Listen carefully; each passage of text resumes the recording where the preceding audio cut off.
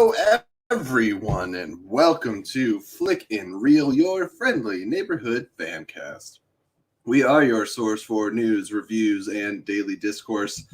I am your host, Jesse Swift, as always, and I am accompanied once again to discuss this riveting finale with me, the one, the only, Mr. Scott Fox.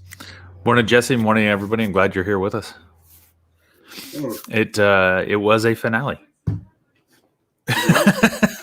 There's some really good stuff in this episode. There's definitely some discussion points because there were some highs. I wouldn't say there were some lows, but I had some questions. There was interesting choices and some great dialogue and timing, and some less great dialogue and timing. So for me, a little bit of a mixed bag. I know that you had pretty positive feelings about it, but we will get into some details. Yeah. Before we do, though, plug. This would not be a YouTube stream without some plugs. So before we dive into the episode, we really want to grow this channel. And speaking of plugs, and devote more time and energy into making informative and entertaining content. This can be achieved most simply by taking a second right now. Do it while you're here. Go down, click the like button. That does a whole lot for getting our video around and helping the channel grow. And just make sure to comment and subscribe. And also hit that bell icon so you never miss a new upload. Secondly, our dream does not stop at 100 subscribers, although we are very thankful to have hit that benchmark. And we will be celebrating that next Saturday with a huge episode, the biggest on the channel. Guests galore. You're going to see PJ Campbell. You're going to see people from Spin from the Reel. You might see some people from the Schmodown community. It's going to be a wild time. But podcasting is what we love to do, and we'd love to invest more time into this channel, and you at home can help by sending your comments and questions via Streamlabs. And I do have the Streamlabs link in the comments. I will pin it so it's on top there. You can also donate by submitting super chats on YouTube, and your donations help immensely, turning this channel into the ultimate Geektopia. So, Scott, the Falcon and the Winter Soldier, episode 6, the finale, titled One World, One People. Let's get into it, shall we? Let's do it. This episode basically takes up exactly where the last one at the GRC summit. And we see Falcon is coming in from a different area. Or can we just say Cap now?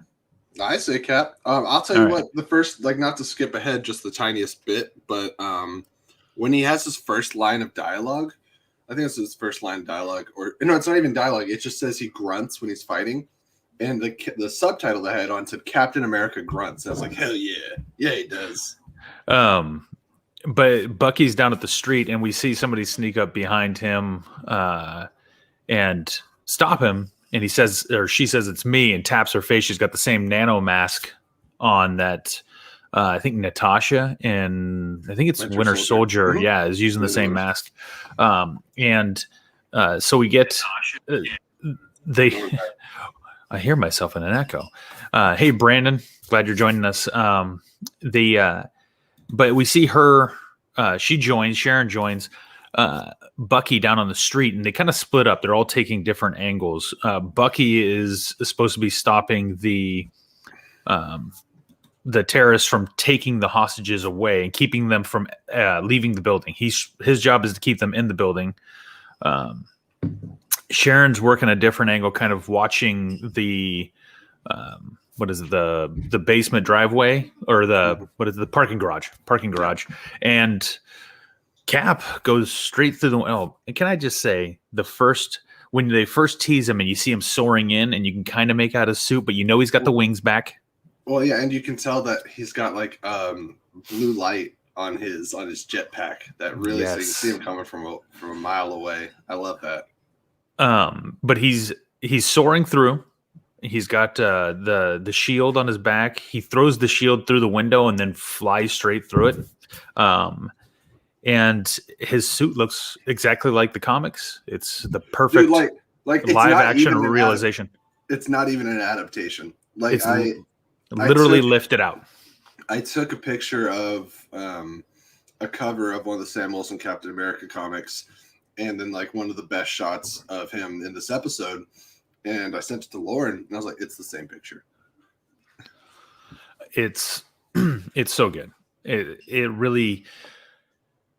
When he comes in, he's sporting it. He looks good. He's got the shield, and he kind of does he throws the shield through the window to break it, and then flies in, Mm-hmm. and then he catches it and does the kind of the roll with the hero land with the shield tucked up. Oh, yeah, he looks great. Yeah, and he's right into a battle with Batroc, GSP Right, coming right after him. Yeah, as we know from the previous episode, Sharon Carter has sent Batroc the Leaper to come and handle some business and help Karli. We find out there's a little bit more to that as we go on. But I love this fight, and I love that ultimately, outside of like some training with the shield, not a whole lot's changed about Sam. It's not like he's all of a sudden working miracles. So he still struggles with Batroc, because Batroc could go toe-to-toe with Captain America. And when you're just talking martial arts fist fights, he's kind of on a different physical level than Sam is. But Sam uses... he's a really well-trained fighter. Not that Sam is not. As a soldier, he is. But Batroc is a very skilled martial artist. And their fight is also a throwback to Captain America, the Winter Soldier, the first fight of Steve Rogers when he's out there doing work for the government is versus Batroc on the ship when Batroc's trying to hijack the vessel. And now you got Sam as Captain America. His first battle is against Batroc. And it's pretty sweet. I don't think we're going to have too many more Batroc battles, it would seem. But we will. I think that works itself out. Yeah. somewhere later in the episode. Thank you to Sharon. Yeah.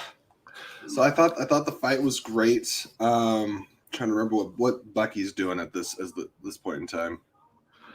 Can I just Bucky's downstairs. He's kind of wandering around trying to figure out what to do because he can't figure out where the people are going through. But in the battle between Batroc and Sam, I just want to note though the one line of dialogue. He says, "I wonder how much I can get for your new bird suit or bird costume," and Sam tells him maybe a baguette or a few French fries. And so they have some good dialogue back and forth with Sam is a little. I love how many different ways Sam is a unique Captain America, because that's something that we really need. Whenever you have like a mantle shift, somebody has to stand on their own, like a Miles Morales Spider-Man. They have to be a different character. Yes. And I think they've done a great job with Sam. Sam is snarkier. The way he fights and the things that he utilizes is completely different. The way he uses his jetpack in battle, physically how he has to fight is not brute strength. He has to be agile and mobile. And it's really cool to watch. And there's all kinds of things that he can do that Cap can't do. You know, like he can go after that helicopter. Yeah, totally. Really cool things with that. And he's also learned how to incorporate his abilities, his the wingsuit, the shield. He's worked it all into his and even the jetpack thruster into his fighting technique. So he uses everything he's got in the battles, which is cool because it means that he's kind of really honed in with his suit. The only thing he's had to learn is how now do I incorporate a shield in with it, because he's always been good with the wings. I love that it just clips into the wingsuit. Yes, nice little cover on it. The fact that he can use it while flying is awesome. Oh, totally. And it doesn't hinder him in any way. He's still able to, pull it off, throw it through things. They did a really good job, even though his training was brief with it. He incorporated it into what he does very well. And reminiscent of what Steve Rogers does in the battle with Batroc. He drops the shield and he's able to flick it up with the foot. He kicks it in the air and it hits Batroc right on the chin, which is the same kind of move in Winter Soldier when Cap is in the elevator and he kicks it off the ground and catches it after he beats the crap out of everybody in the elevator. That That would be the one thing to kind of complete the circle, is to have Crossbones come back in some manner and have Sam take him out. Full circle. But with Batroc, we kind of got a bit of a full circle. The first fight for both of them is the same guy. But then after he defeats Batroc, I think we see a little glimpse of Bucky and Sharon kind of doing their work, trying to track down the people. And we've got half of the people, or I guess there's 3 vessels they've been ported into, 2 trucks and a helicopter. So you had a couple of the GRC senators or representatives get put into 2 separate like SWAT team trucks. And we see one of the guys who's a member of the Flag Smashers. Flag Smashers, thank you. And he puts a specialty lock on the back that like burrows itself in, so it's stuck. They can't unseal the doors. I missed something a little bit the first time I watched it. Is I thought this was the Flag Smashers loading them up, but it's not. It's them like evacuating, and then the Flag Smashers like lock them into place. We see that the Flag Smashers have people nested and kind of hidden on the inside all over the place. There's people getting heads up and tips everywhere. Yes. And which is cool. It really helps kind of paint the picture of how many people are behind this movement. Well, yeah, and it solidifies something that Sam will bring. Which,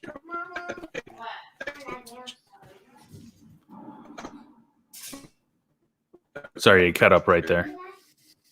Coming in okay now? Yeah, that's a little bit better. Okay. Anyways, go ahead.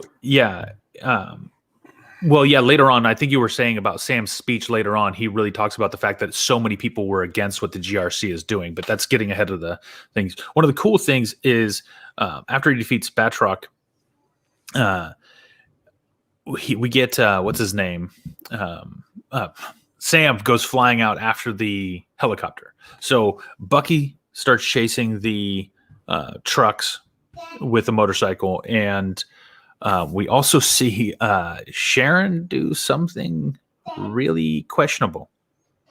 Yeah, she goes full homicidal villain. She does not just stop a guy; she gasses him with this like face melting mercury gas. Yeah, she calls it mercury vapor, and it's that guy starts. Yeah, his face just peeled off, and it's one of those things you're like, oh, okay. We already had hints that Sharon was doing bad stuff. We knew that, right? She called in Batroc. We knew that she's playing both sides of the field. We will find out more of that as we go into the episode. But it's like she didn't even mess around. She just tripped over, put the thing on the guy's back. He sits in his truck and gone. And then Bucky's left to chase down the 2 trucks while Sam is flying through the air trying to catch down the helicopter. And I love his tech is pretty sweet. The fact that he sends he's got Red Wing back. Red Wing out to scope out the helicopter, and that guy is coming after Falcon as he's trying to get up there and see it. The guy tries to blade him, knocks a thing off a shipping container, and we see Falcon having to use his jetpack underwater. That is right after he established contact with one of the passengers on the helicopter and said, "Hey, I see that you have like helicopter piloting experience, I think from the military."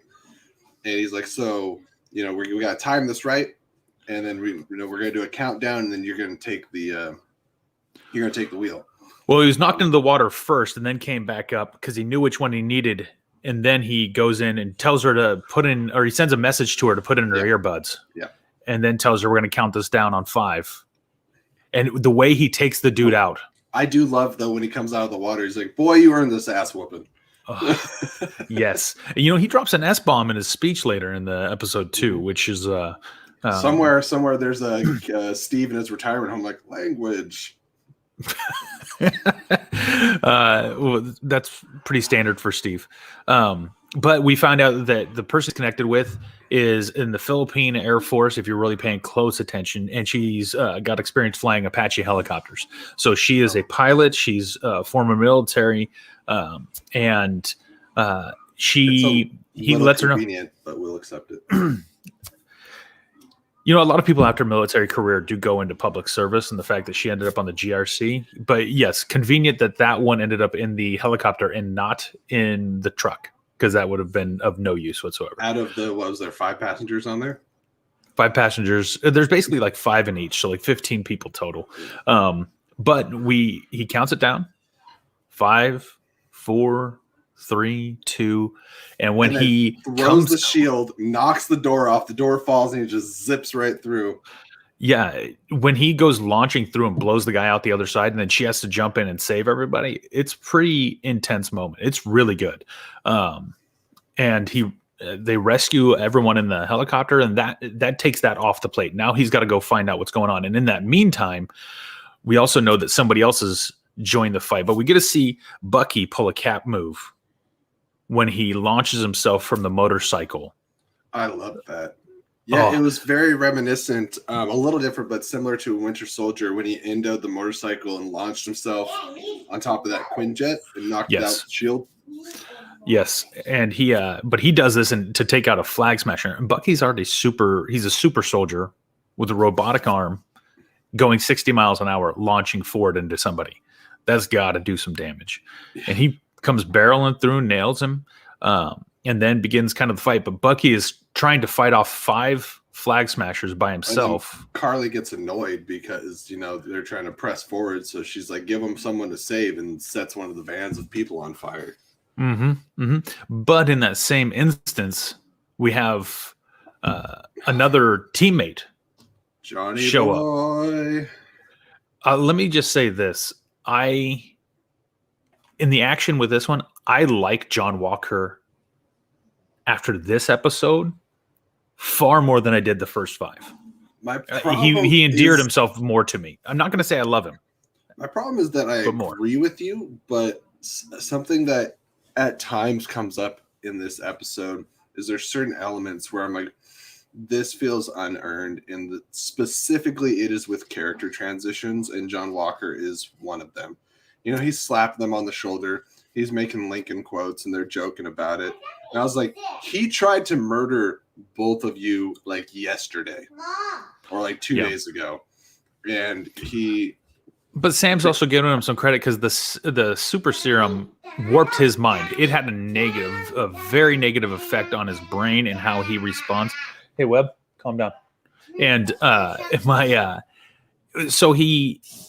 think, and we've also got a window of time because remember, he was training for a little bit before this came up because they had no leads on the flag smashers.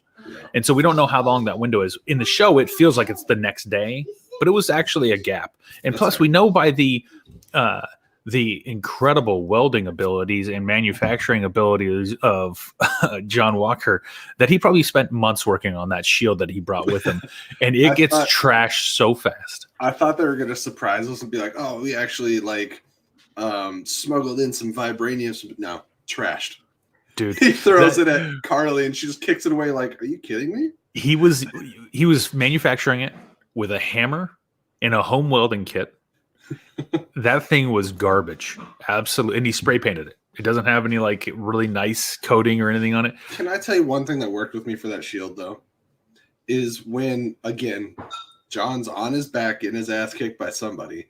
This time it was the flag smashers and they're all kicking him and stuff. He's just holding the shield up and he looks and he's got, I thought the Medal of Honor was just egotistically melded onto the front of the shield, but it's on the back to kind of bring him to earth and be like, come on, you're better than this.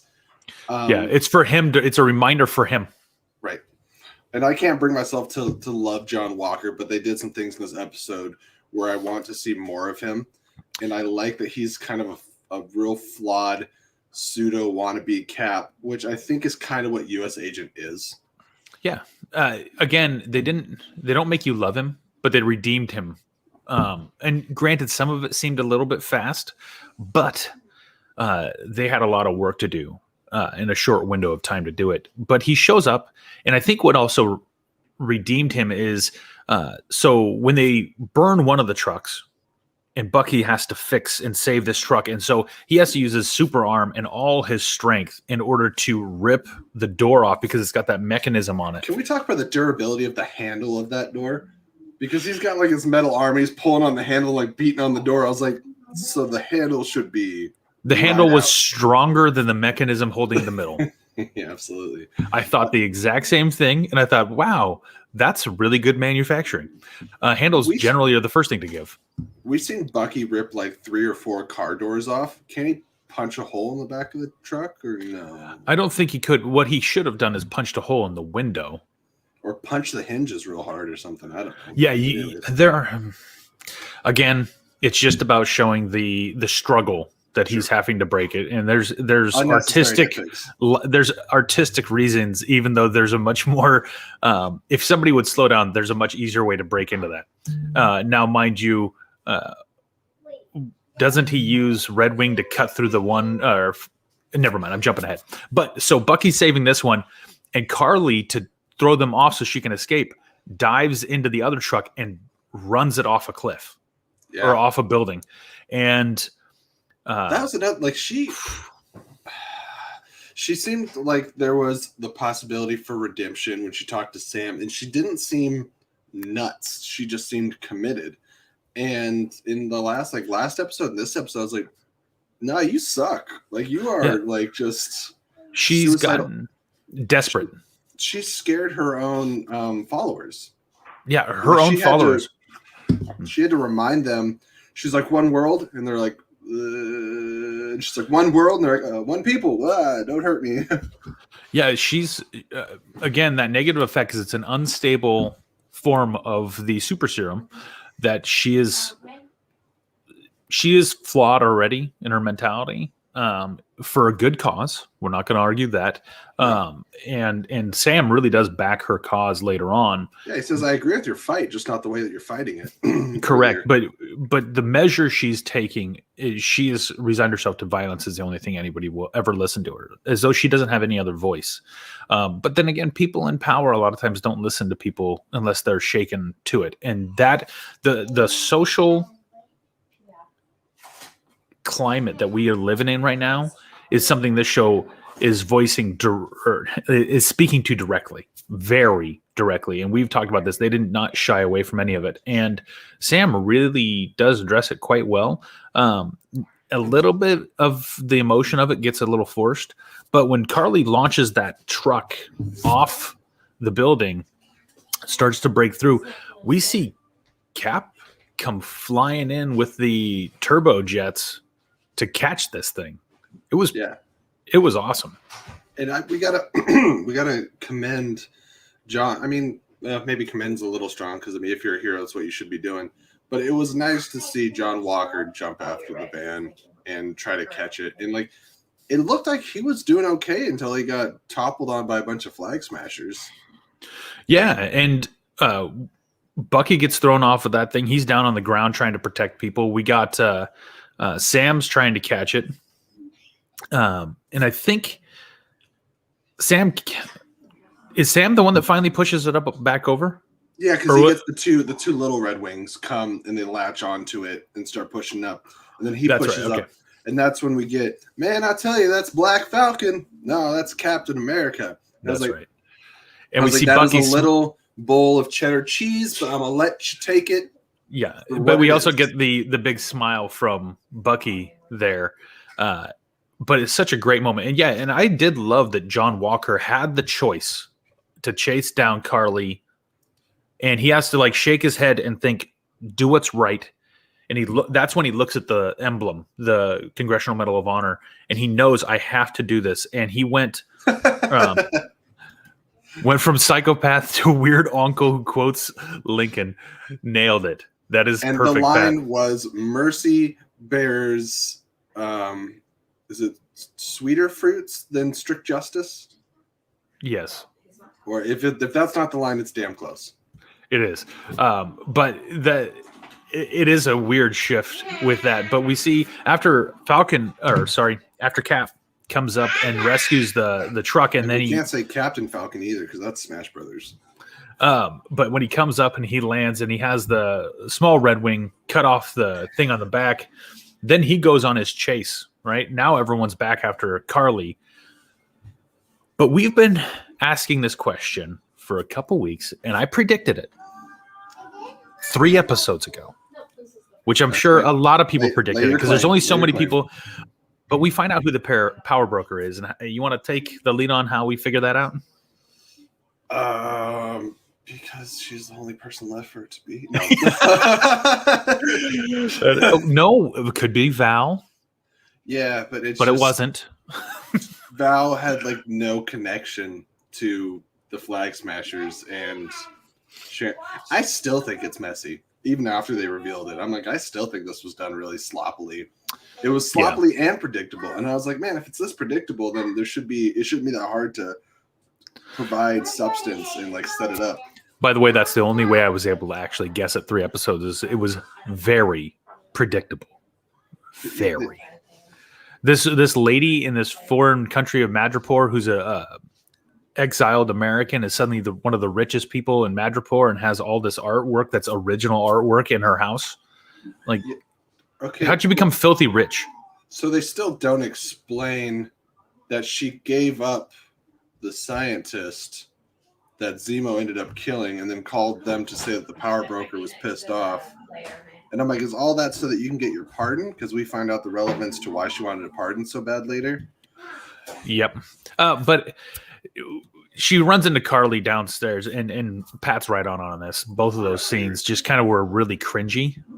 But we get Karli and her standoff, and without I got the dialogue up here. Come back and work for me again, all of you. We'll make a difference. And Karli's like, we don't want to make a difference. We want to change the world. Yeah, and she says, how much power does the power broker have with that? Like its muscle, or without a super soldiers, how much power does the power broker really have? And she says more than you. And then Batroc comes in the side, and you're the power broker. Dude, Batroc just goes straight on. Oh, guess what? Now that I know that, you're going to pay me 4 times the amount agreed, or else I'm going to tell the whole world who you are. And her line is great. I don't deal with blackmail. And she shoots him. She said hard pass. So Batroc will not be reprising his role, the Battle of Falcon or Winter Soldier or Captain America or anybody in the MCU ever again. He got bat-rocked. Yeah. I'll be here all day. Boom, boom. But he gets taken out right there. But Karli shoots Sharon. And then... It's a lot of shooting in a short period of time. Everyone's a lot of shooting, and then we finally get the face off between Karli and Sam, and we get the same thing that Steve said, where I'm not going to fight you, to Bucky, and Sam says, I'm not going to fight you, to Karli, and he's trying to he's taking everything she's got, and he's refusing to fight back. I love that he digs his wings into the ground just to like hold point. Very much. There was a moment in the episode where he used his wings and the shield to create a dome over himself. Oh, right. That was like when the helicopter was crashing and he like landed on the bridge or whatever. And he did the wings and the shield and the helicopters went boink right off it. So like, yeah, he made himself a bubble. It's vibranium. So he just turned a little vibranium dome. Yeah. That was one of the sweetest moments where he combined the wings and the shield. But basically, I'm not going to fight with you. And Karli just goes to town trying to whoop on him and take him down. And nothing. And their fight kind of goes on for a tiny bit. But she gets the gun. Yeah, she's got the power, but he's got the suit. And so he can defend himself against what she has. And she can't penetrate. She can't break any of it. And then she pulls the gun. And she is this close to shooting Sam, and I can't remember, does he drop the shield or just lower it and stare her down face to face? I think he just lowers it. I don't think he drops it. But then we get Sharon. Sharon blasts Karli multiple times over. Yeah. Now, super serum may improve your recovery, your speed, your strength, all these things, but you are not invulnerable to bullets. No, as we saw when Zemo shot her. Yep. The bullets go right through you just the same. And Cap's been shot. Bucky shot Steve a few different times in Winter Soldier. Yep. But Sharon shoots Karli. So the 2 people who know that she's power broker died downstairs. Batroc and Karli. And so now Falcon just thinks, or Cap thinks she's just trying to help. Yeah. Power broker secret we sealed up. But then we get, I think it's Bucky sends a text message. Hey, we're going to escape this way. Come with us. We're over here. Meet us on the corner of, I think it's, or he drops a pin. Meet us here. And they go running around. Because to meet. He's still got that phone from when Karli called him earlier when she was distracting him. Yep. They just label this as convenience number 6 in the episode. Well played. But they all show up, and it's Sam and Walker, Texas Ranger, and that's when he quotes Lincoln, and then they're ready to fight, and he's like, Lincoln, great man, great quote, not coming from you. Yeah, not when it comes from you. And that's also where we see the pat on the back, and I think Bucky also recognized. Bucky recognized that Walker was trying to save the truck, got knocked down to the ground. Bucky also picked up Walker to try and save him, get him out of the way. And so there's a lot of really good stuff going on there. And we see that tiny bit, that first step of redemption for his character. But they all get arrested. Like when that much of a SWAT team surrounds you, it doesn't matter how strong you are, you're toast. And so those are gone. They've all been arrested. So now all the super soldier people are under arrest. Sam brings Karli's body up, which is, I felt a little open-ended to me because like he's taking her to the ambulance and I was like, so is she dead? Or I assume she's dead. I think she's dead. Yeah, I think so. Here's where we get the speech from Sam. This is where he steps in, and he is a different type of Captain America because he can speak on things that Steve couldn't. Yeah, let me just talk the highlights for a second. I actually had the speech right here, and I wanted to bring up. No, I don't have the whole thing, but one of the key moments he references the power when you feel helpless. Like when 5 years ago when Thanos snapped half of existence. I think he says, now if you could remember what it was like to be helpless and face a force so powerful it could raise half the planets, you would know that you're about to have the exact same impact. That's one of the key lines. Easy decisions. Yes. He also drops the S-bomb in here, but the big challenge is that he expects them to do better. He needs to do better. They need to do better. But they're about to treat a whole bunch of people, and they also said verbiage. Quit calling them you have refugees. To stop calling them terrorists. You're peacekeeping troops carrying weapons and forcing millions of people into settlements around the world. What do you think these people are going to call you? These labels, terrorist, refugee, thug, they're often used to get around the question of why. Mm-hmm. And I think that hits any time, any point in our history, 50 years ago, today, and that's always been the point of Captain America, is not representing what America has been, what America is, but how America can be better. And I think that is 100% what Sam Wilson represents. Dude, this is one of the best monologue speeches in the whole MCU. Yeah, I mean, because it's the first one to really not just talk about what needs to be done or what's right. It talks about why we're doing what's right. Why? And challenging literally all people everywhere to do better. And Sam's the only one who can do power. He says, like, I don't, my power is that I believe that we can do better. And he hits a home run. The senator guy tries to say, he's like, you don't understand, which don't try telling Sam Wilson. I'm a black man wearing Captain America's suit. Yeah. What don't I understand? Every time I pick this thing up, I know there's a million people out there that are going to hate me for it. Even now here, I can feel it. And I was like, oh, wow, man. And this is not going to be the first time I get choked up in this episode. No. So even though I have some structural issues with things and like some sloppy wrap up, when they had to hit the emotional beats, which is what this show's really excelled in throughout, is the emotional beats. They really get it. They really get it. Malcolm Spellman, I believe the showrunner or one of the writers, is great. He's the one that's coming on for Captain America 4. Perfect. Good. He did an excellent job here, and deserves to be rewarded with doing the movie. after he leaves that and he starts walking out to the side, Bucky pats him on the back and says, "Nice job, Cap." Such a good moment. I love she's like, I missed a little bit. All I heard is something about like I'm black and Captain America or something like that. Yes. And then one of the other guys comes up behind him just a minute later and references Cap, and Bucky's like, "I think he's talking to you."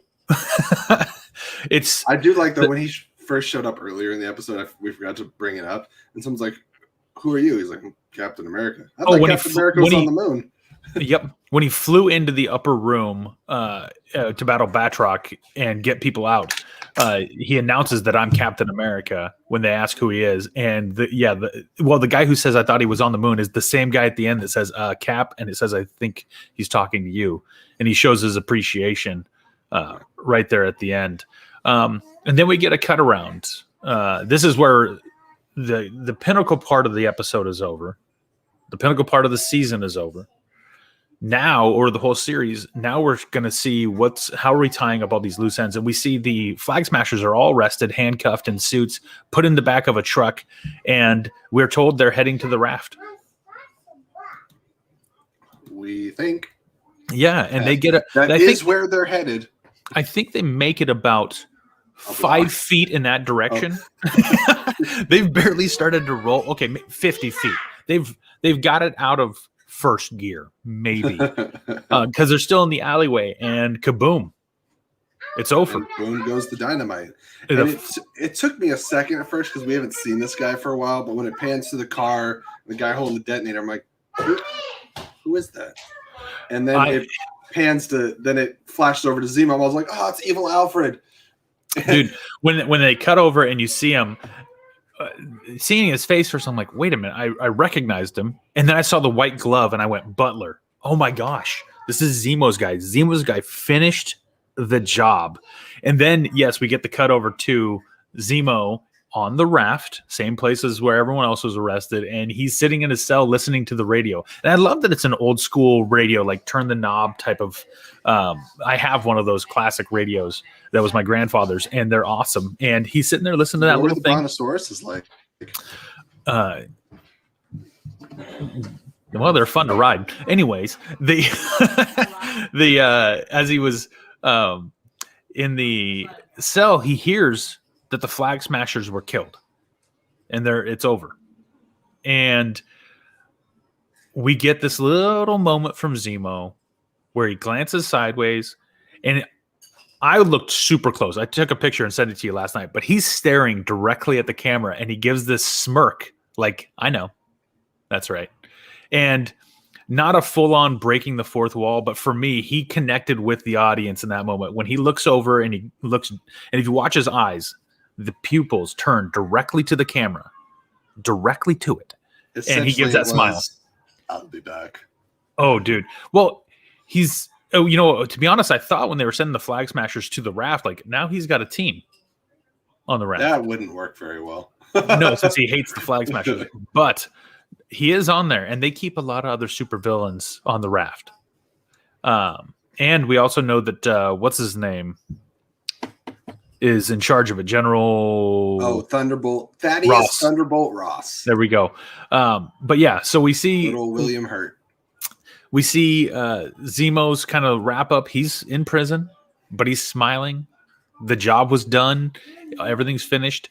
And he's very satisfied with the result for the Flag Smashers. Super soldiers are done. Yeah, not a lot of loose ends for Zemo. He broke the Avengers. Pretty much every time Zemo has had a goal, he's achieved it, honestly. Like, you got to respect. He said, I'm gonna break up the Avengers. Boom, did it. And he's got killer dance moves, too. Yeah, he does have killer dance moves. As deadly as he is, the most fatal thing he has is on the dance floor. Absolutely. Then we jump from there over to the Senate building. Right. And I'll be honest, this is one of the it felt really forced. It was an okay moment, but Julia Louis-Dreyfus, the best part about this is when she's talking to Walker's wife, and she's like kind of convenient how that all worked out. She even calls out that it's convenient those guys got killed. Well, maybe I did it. or no, I didn't. Or did I? Maybe I did. But did I? And she kind of leaves that, like, she keeps teasing Walker's wife, like keeping her guessing at how much does this lady actually know? And she just plays that line constantly. Can we talk about, I feel like Walker's wife is playing a little bit too much into like dangerously naive and complacent. Like, Val is clearly dangerous. And she's like, okay, whatever my husband wants and needs. I'm like, no, she's bad news. I think it's one of those things where this may lay the groundwork for in the future as a way to control Walker is by controlling the wife. And so Val is leaning heavily into that relationship and maybe even going to use that as a tool down the road. But we see it's this long thing, and then Val finally like, come out, like, let's see it. It's got to be the helmet. Yeah. And so he, Val may be dangerous, but that purple stripe in her hair, pulling it off. Amen, she brother. looks great. Somebody else was saying that Julie Louis-Dreyfus aged like fine wine, and I agree. Absolutely agree. No, yeah. Very graceful. But when Walker comes out, it's the exact same suit, but instead of blue, it's black. So we got red, white, and black. I thought of two different things. One was Morgan Freeman in was Batman Begins? Yes, Mr. Wayne. It does come in black. And then I thought of when they did the RoboCop reboot. And initially, it looks like RoboCop, and then you have Michael Keaton go and make it black. Yes. The two things. One, nice Morgan Freeman. And then two, I love the line here with the conversation with it changing over to the black suit is Julia Louis-Dreyfus tells him that things are about to get weird. And this is where we get revealed who he actually is. Things are about to get weird. So when they do, we're not going to need a Captain America. We're going to need a U.S. agent. A little cheesy, a little forced, but it gets the point across. And I love that things are about to get weird, which really opens it up for what's coming next in the MCU in this relationship portion. Yeah. Some of the dialogue is, but Chuck says, U.S. agent doesn't get that this is not a good thing. Whatever he did for those medals that tears him up, he's likely going to have to do worse now. Chuck, I think that's a great point. And I believe we brought this up on the last video, but there is a brainwashed Steve Rogers in the comics recently that becomes Captain Hydra, essentially. And we get him saying Hail Hydra because he's brainwashed. But with Madam Hydra leading U.S. agent, there's a chance to kind of get that. Like, I think that John is incredibly naive. He's very gullible. His heart is occasionally in the right place, but he makes a lot of the wrong decisions, often for the right reasons. And I think that wrong decisions for the right reasons is something that Hydra can and has taken advantage of multiple times in the past. Yeah. Well, and even after Val leaves and he calls her Val. Yes. Pat nailed that. The suits are perfectly done to match up with what the all around. Yes. Even if we go Bucky's domino mask, but that's even if we go back over to WandaVision with Vision and Wanda finally taking on their forms of Ghost Vision or White Vision, looks really good. And John, the Vision. The Vision. And John or Chuck John is a total yes man. Absolutely. Matter of fact, he's so pumped up about getting this suit. Yeah, and I'm back. I'm back. He claps his hand. He's like, yes. Like, he's just glad his only thing, his whole identity as a person has been tied around being a soldier. And when that was stripped of him, we saw desperation, and now he's getting it back. He seeks validation and entitlement really bad. But he says when he's talking to Lamar earlier in the season, he says, I've done a lot of bad things or things that I regret. I want to use this to do some good finally. And it's going to be a little bit tragic. I mean, John Walker's story has been kind of tragic so far, but it's going to continue to be so when he's just manipulated. My hopes are that before it's too late at some point, maybe in Captain America 4, he gets a wake-up call And because I don't think he's past redemption. I know there's a lot of people that don't want to admit that. I think the redemption they did for this episode was a little bit rushed. We could have had a couple more episodes to set some more footing up, but we know there's been some meddling and some things taken out of this story, and you can kind of feel it. Some reshoots and stuff like that. The 90s neck half helmet looked real stiff on Cap, though. Looked like he was wearing a football collar around when you. Are we? Oh, okay, we're talking about on Sam Wilson. Yeah. Yeah. I agree, though. The redemption of John Walker was like, boom, he saved some people. Now we forgive everything that he's done. And that he literally tried to split Sam's head open with the shield. Okay, but like my question, because I was talking to Lauren about this after we watched the episode, I was like, what is Val to the world? Like, we know her in the comics as Madam Hydra, but what gives her the authority to be in a government building whenever she wants? And the government has disbanded and dishonored John and basically said, like, we want nothing to do with you. And she's like, I'm going to fund you. I'm going to get you a new suit. We're going to be working together. I'm like, who are you? Like, what gives you this power? Because clearly she's not underground. Yeah, I think what we may have here is that she's maybe Defense Department. Could be, well, in some of the comic books, she's part of S.H.I.E.L.D. He will never recover from the sickest burn that is looking strong, John. Oh, no, never. Just forever ruined by that. Yep. They never address who Val is. She gives a business card, and she works for some people who are very interested in who he is and what he has. So yeah, and we move on from there over to, I believe it's where Sam goes to visit Isaiah. And I love that Isaiah got to see Sam. This is another thing that choked me up when Sam was giving his speech and Isaiah got to see it on TV. It was just something that I don't know if I out loud verbally said it. And it wasn't necessarily a prediction as much as a hope because of Isaiah's pessimistic views, understandably pessimistic, but pessimistic nevertheless, on America, the concept of a black man becoming Captain America. And to see him like kind of look at that and smile, and you could see like, I don't want to say growth because it's not like Isaiah needed growth, but just like a heartwarming moment. Yeah. And we get to follow up with that when he visits Eli and Isaiah, and they talk about it for a little bit. And I love Isaiah says that, you know, you're not Martin, you're not Malcolm or Mandela, but, you know, you're special. Like, man, are you ever not bitter?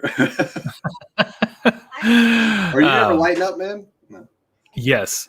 They have their report, and also I love that Isaiah is just walking around his backyard lifting like 150-pound plant boxes. Like if you've ever lifted one of those whiskey barrels full of dirt with a tree growing inside of it, and after being watered, it's like 3 people job. Yeah, and he's just picking it up, moving around his yard, like, hey, I wanted to decorate over here now. Still strong as an ox, and so awesome. But I love that you kind of see the connection a little bit. I think they even, or no, they hug later. So he says he wants to show him something. He always, hey there, Black Falcon, you need to learn some manners. I love that he refuses to call him anything else. Just hey there, Black Falcon. But they take him to what we see is initially the Captain America Museum, right? At the Smithsonian, the place where they've shown all of Captain America's stuff, and they walk past all that. And Eli is kind of taking it in. He's like, "Wow, this is kind of cool." And they come around, which will probably lead credence for later. Patriot, maybe. Again, we're still wondering if he genetically got passed down any of that super strength. But we see the statue paying homage to not just Isaiah Bradley, but the other African-American soldiers who were tested on by the government and then wiped out. If you, they don't sugarcoat it. If you do a screen grab of that image, they say that it was done wrongfully, unknowingly. You know, they get into all of that.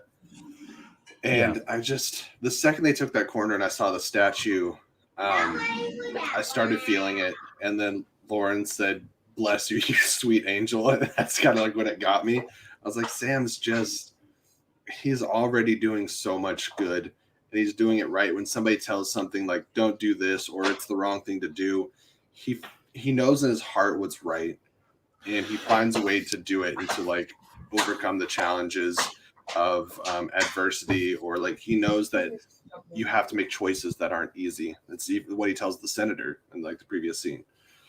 Sam's the only guy who could take up the mantle of Captain America that has the character to do the right thing, regardless of whatever, and he can recognize it. And so when people say that maybe this isn't the right thing to do or he should not do this, he leans on his own internal kind of not clock, but his internal conscience to say this is the right thing. Chuck nailed it. He's inspirational, like Steve. Yeah, when you hear Sam speak, and aspirational. Yeah. Sorry, aspirational, like Steve. But he is inspirational too. So yeah, this moment aspires to be inspirational. Nailed it.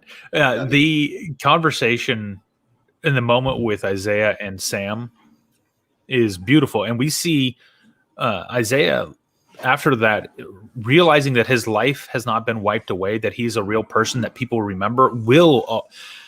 And nobody came after him. That was his thing. He said, "If you put my name out there, they're going to kill me." Yeah, and Sam's like, it's not like that. Not anymore. And then also that the work that he did will not be forgotten. Sam tells him now they'll never forget. And it's powerful. Their hug moment is incredible because you see the redemption for Isaiah, that his life and the work that he did and laying the groundwork for a lot of other people was not for nothing. It goes back to the conversation that Sam had with Sarah. He said, like, if I was in Isaiah's position, I'm likely to have felt the same. But what was all the sacrifice worth, if not, so. Totally. And that was beautiful. I thought that was going to be the end of the episode. But then they kept they got a couple more things to wrap up. And so we see Return of the King. It's got all the endings. Oh my gosh. But at least this one didn't have a 10-second black screen between the second ending and the third ending and the fourth ending. So every time you're waiting for credits to roll. But anyways, I thought Avatar was over 4 times, but that was just because I was bored. Anyways.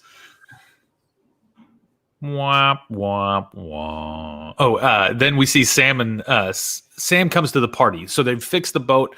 They're having this big celebration for Sam. And poor Sam can't get away from the photo booth. Literally everyone in the entire state, it seems like, wants to have a photo taken with Captain America. And Bucky shows up with a cake. And is this before or after he goes and meets with the gentleman? Yeah, that's right. I honestly forgot about that scene, and I'll tell you why. I wanted it to happen. I believe this is after. I think it's after. This is after. Okay, so prior to this, we see Bucky go back to that the gentleman who he killed his son, and he tells him, I believe. Yeah, and this goes back to that conversation about it's not about how it makes you feel, it's about how it makes them feel. And so he goes and gives closure, and he says, "Your son was murdered, and the guy who murdered him was me." And then he asks him why, and he says, I didn't have a choice," I think is what he said, or I didn't know. You might feel different about this, but to me, this scene was cop out. And it really didn't land for me at all. I thought the scene should have been like the just emotional weight, or one of the largest like emotional weights of the entire show, because it's Falcon and the Winter Soldier up until this point, and the big carryover for Bucky, or the big ball to drop, is that he has to reconcile with his past sins and crimes, regardless of them not being his fault. And so just for him being like, the Winter Soldier murdered your son, the Winter Soldier was me, and all that Yori gets to say is why, and he just says, "I didn't have a choice." That's not good enough, man. You're telling this person that you murdered their son with like your own hands, and all you're going to give him is, "I didn't have a choice." That's pretty weak. Yeah, they could have. It's true, but it's weak. I'm glad they addressed it. It was kind of weak. I'm not going to lie about that. But I'm glad they at least did something here. Yeah. Where he had to own up to the things he did, even if it was beyond his control. He had to own it and at least give that closure. And then we see him walking by and he sees the girl and the old man in that bar. And I love how they did this, but he's standing at the window and you can see them and he smiles and then he just steps back out of focus of the camera and leaves. And it's almost like just remove, like that part of his life is done now. He's gotten closure. And then he goes to his therapist and he drops a bag there with a gift for him. And he's crossed off every name in the book. It's done. Which, again, another shortcut. There was a lot of wrap up shortcuts done here. I was like, I feel like there was pages and pages of uncrossed up stuff. You could have had like an episode of Bucky going around doing these, mowing lawns, fixing fences. He could have done all kinds of things to make it right. I don't know. The Bucky stuff in this episode, unfortunately, didn't really land for me. Yeah. Then at the very end, he gets through all this emotional stuff, and then he goes meets with Sam at the big party. Back to this, and he's very lighthearted. And I read a thing online that noted that he's not wearing his gloves when he's uncomfortable somewhere. He wears the long sleeves and he covers up with gloves his hands so that people don't know he has a robotic arm. When he's comfortable with people, he lets that all down, and so he's in this space with everyone, and he's got his arms out. Matter of fact, the kids are all dangling off his arm, and he's just got it straight with a bunch of kids trying to pull him down. And he's having a casual conversation with Sarah while he's holding a bunch of kids in the air. Lauren made a good. I just said that the Bucky stuff didn't work for me, but Lauren did make a good point when we were talking, and she said, "Look at him smile. He's not the Winter Soldier anymore. He's Bucky again." And I was like, "Ooh, yeah, that worked." So at the end, when we finally get to see him all smiles, he feels like James Buchanan Barnes from the first Avenger. It was good to see. And now next time we see him, maybe he'll have a lot of weight off of his shoulders. He'll be less haunted than he was because, like Sam said, that's what amends are all about. So we see that him doing the work, as Sam said, has had a much more positive impact on him. Whereas what he was doing before was more of just putting a Band-Aid on a bullet hole. We haven't seen him lighthearted, Bucky, since the beginning of Captain America: First Avenger, when he's going out for with Steve to a dance, and he's got two ladies on his arm. Like he hasn't been casual about anything, and it was kind of nice to see him with basically family, with close friends, family, to be able to do this. And then we jump one more time over to. Some people would listed it as the mid-credits scene or but it's the last wrap-up portion, and it's it's Sharon. Less satisfactory than the WandaVision post-credit scenes. Yeah, this is not good at all. I'll be honest; it was very uncomfortable. Felt super forced. It's they like, do Sharon, call. You've been pardoned, and she's like, also, okay, great. Agent Carter. We're not going to look into your background for the last 5 years at all. And they call her Agent Carter immediately, like she's been reinstated to her job. Well, not only that, but Agent Carter was literally the name of the Peggy Carter show. And the second that they said Agent Carter, I turned to Laura and I was like, "You don't get that. You don't deserve that." She was Agent 13 before, and then she became Agent Carter, and they just give her that mantle, Agent Carter. And it was really cringy when she goes outside and she's just lining up. She goes, "Line up the buyers. We're about to have, now that super soldiers are off the table, we're going to have access to all the government secrets." Like there's no SHIELD anymore, but it sounds like they've basically put her in like what would be the equivalent to SHIELD. Does that mean she's working with SWORD? I don't know. Didn't SWORD get like messed or? Well, that was a sect of SWORD. That's true. But that guy was the president of SWORD. He was the director. But then again, we know Nick Fury is also working with SWORD in space, so that's got to be something. All right. Either way, they leave it open where it was just too convenient. Hey, here's your job back. Here's the keys to the company car. Oh, and here's all the secrets that we've ever held. By the way, enjoy. Thanks for coming back. Here's your pardon. The lack again. This same senator God, this guy's an idiot. Yeah, They literally make you feel like this guy did no research for anything. He didn't look into it. Like, yeah, there's just so many unanswered questions, and they really duct taped the end of this together. Just like, hey, this will work. This will work. They covered over a bunch of stuff. They didn't ask questions. So I also was with everybody when we're like, Sharon Carter's the power broker. I was like, you better give me some good whys or it's not going to work for me. And it didn't throughout this like whole episode and the last like half of the season. Everything they were doing with Sharon Carter absolutely didn't work for me. Now there's a theory that's been brought up, and especially with some of the announcements with Secret Invasion, if they say that Sharon Carter is a Skrull and she went through all of this and manipulated all this so that we could have a Skrull inside government intel, that is actually brilliant and lines up with why her character development is rushed and different, and she's seemingly like just a really quick transition, is that it's not her. If it is her and they do move forward with this, I hate it. And I think it sucks and it's weak and unearned, because you can say that she's been on the run for 7 years and that she got bitter over time, but she's a mustache twirling surface level villain with no depth. She's just angry, bitter, and bad. And it's just, I think they could have done so much more with the Sharon Carter character, the descendant of Peggy Carter, one of the most revered female characters in the Marvel Cinematic Universe. This paints her out to be just another money-hungry villain. Like, literally, line up the buyers. Like, at that level, you're not trading in dollars. You're trading in secrets. You're trading in information. You're trading in technology, all these other things. And, yeah, it felt really... I didn't mind Bucky's as bad, even though it was kind of rushed. And and his cop-out of I didn't have a choice. I still took that better. This was just kind of like, okay, here's your job. Literally, let's just forget everything that ever happened and give you everything you want. I know they're trying to wrap it up, but it was too convenient of a wrap up and it was too quick for me. I agree. I said, I thought that I was going to have like more thoughts on the series as a whole. Ultimately, I liked it. I enjoyed it. I'm very excited for more Marvel television. It's still Falcon Winter Soldier on its worst day is better than anything we got from Netflix. Come at me if you want to, or ABC.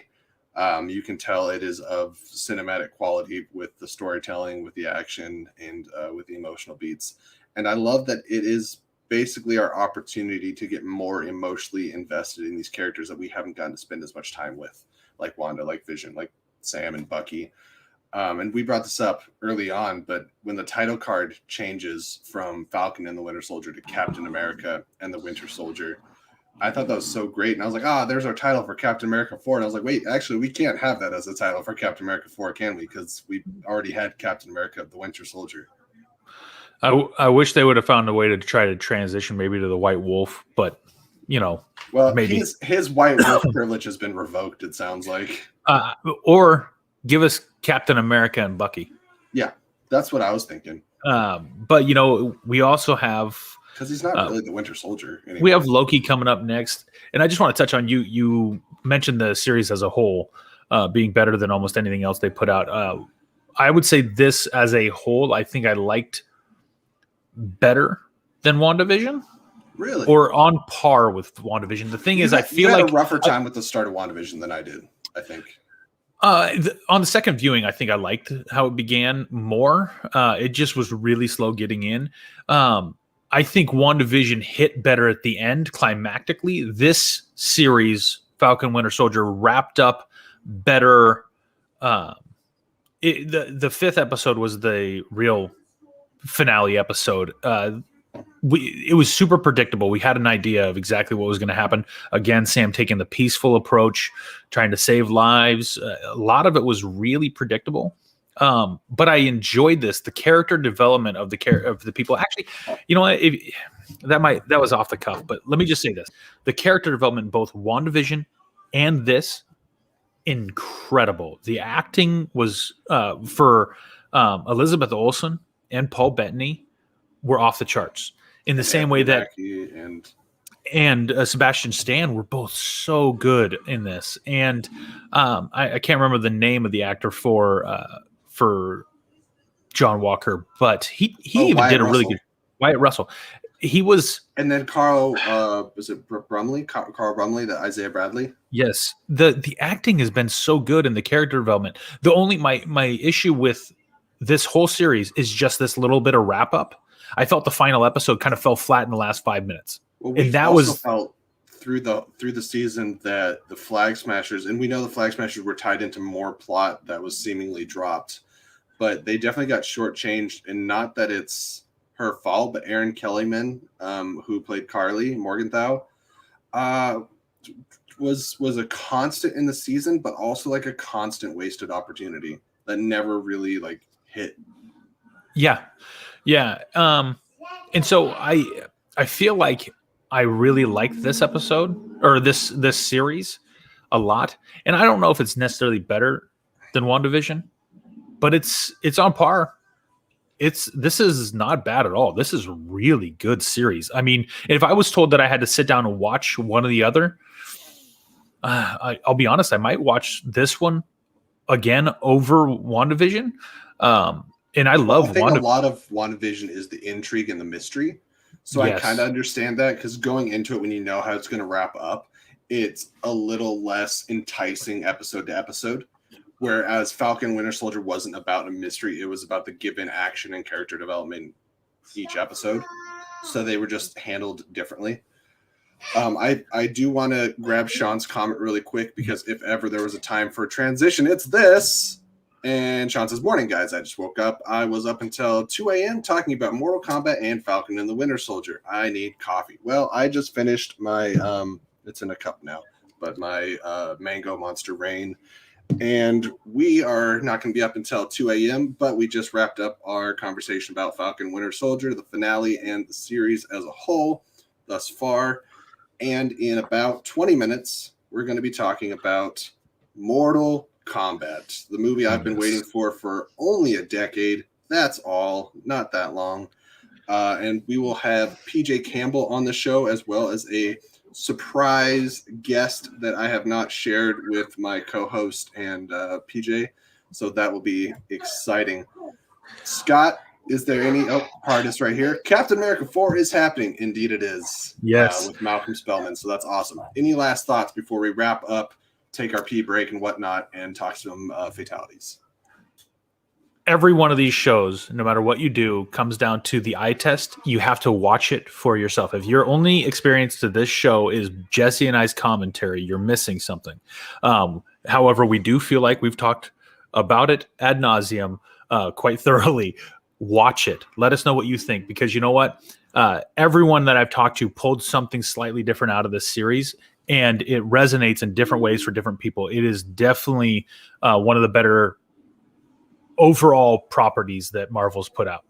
And if I'm putting my single punch out, it is that the Disney Plus Marvel Television understands their mission statements. Whereas like WandaVision had Vision's line, "What is grief if not love persevering?" And everyone's like, boy, wow, is that a line of dialogue that I've seen today. Like I could go on Twitter and find that somewhere. Like people are they're quoting it and quoting it and quoting it. And this one, pick any one line out of Sam's final speech. For a lot of people, it is that like, my superpower is believing that we can do better. And I was like, yep, use that any given day. Absolutely. So I think that's one of the things. Sean, you have somebody in your camp, and I can't avidly say one way or the other, but I understand your reasoning, and I don't feel any need to argue with it. But I can't confidently say one way or the other. So anyways, that's it for me. Scott? Hey, we'll see you guys talking about Mortal Kombat in just a little bit. All right, Mortal Kombat. We're going into it. So we're going to go take our break real quick, come back on the channel about 20 minutes. We'll see you. We'll see PJ. We'll see a guest. And we'll talk to you guys then. So until next time, keep it real. Remember, we got the StreamYards link in the description, and that is the same one we'll be using for the Mortal Kombat discussion. So if you got a question for PJ, Scott, myself, any of that, make sure to click that link. I'll pull it up right here real quick. It's going to be that. So we see you there in a couple minutes. Streamlabs.com/flickinreel. And until 20 minutes from now, keep it real. Talk to you later.